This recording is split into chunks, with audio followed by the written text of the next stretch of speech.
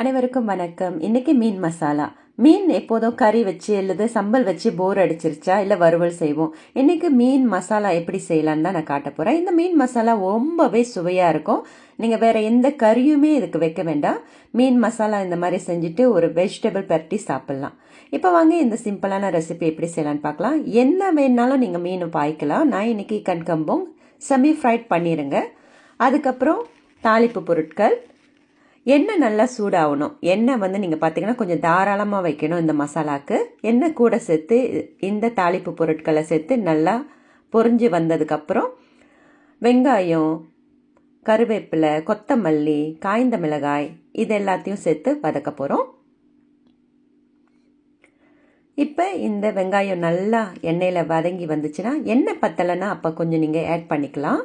இப்போ நான் தக்காளி பழம், இஞ்சி பூண்டு விழுது, கொஞ்சம் இடித்த பூண்டு, அதுக்கப்புறம் சில்லிப்பொடி ஒரு 4 சேர்த்து நல்லா எண்ணெயில் வதக்க போகிறேன். தக்காளி பழம் நல்லா வெந்து வரணும். தக்காளி பழம் வந்ததுக்கப்புறம் அடுப்பை நீங்கள் குறைச்சிட்டு மசாலா சேர்த்துக்கலாம். மீன் கறித்தூள் ஒரு 3 டேபிள் ஸ்பூன். உங்களுக்கு எவ்வளோ திக்காக கிரேவி வேணுமோ அது மாதிரி. வெறும் மிளகாத்தூள் 2 கரண்டி, கொத்தமல்லி தூள் ஒரு பெரிய கரண்டி, அதுக்கப்புறம் சுகர் ஒரு 1/2 டேபிள் ஸ்பூன் சேர்த்துக்கோங்க. உப்பு தேவையான அளவு. அதுக்கப்புறம் இதை எண்ணெயிலே நல்லா வதக்கிடுங்க. ஒரு 2 நிமிஷம் மீடியம் தீயில் வச்சு இதை வதக்கினதுக்கப்புறம் தண்ணி சேர்க்க போகிறோம். தண்ணி ரொம்ப சேர்க்காதீங்க. கிராஜுவலி நீங்கள் கொஞ்சம் கொஞ்சமாக வேணும்னா ஆட் பண்ணிக்கலாம். இந்த மசாலா வேவறதுக்காக தான் அந்த தண்ணி, சரிங்களா? ஏன்னா மசாலா பார்த்தீங்கன்னா கொஞ்சம் திக்காக கிரேவியாக இருந்தால் தான் நான் அந்த சோத்தில் வச்சு சாப்பிட்றதுக்கு நல்லாயிருக்கும். அதனால ஸோ மசாலா வெந்து வந்ததுக்கப்புறம் பொரிச்சு வச்சிருக்கிற மீன் நீங்கள் எந்த வகையான மீனும் சேர்த்துக்கலாம், சரிங்களா?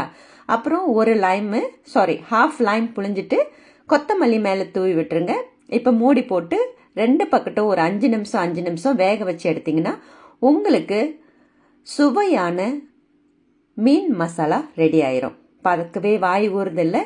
இதை வெறும் வெள்ளை சொத்துல சாப்பிட்டாலே அவ்வளோ ருசியாக இருக்குங்க. ட்ரை பண்ணி பாருங்கள்.